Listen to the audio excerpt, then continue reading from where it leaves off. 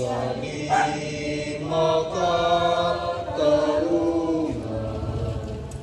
Sino kaya lulubig sa kinauuwihan?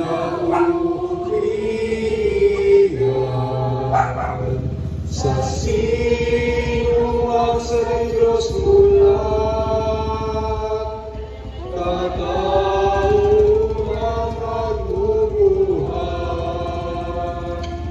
Sa ngalan ng Ama, ng Anak, at ng Espiritu Santo. Amen. Maraming salamat po sa nakisa sa ating istasyon ng Cruz sa Olivine Dollar J Street.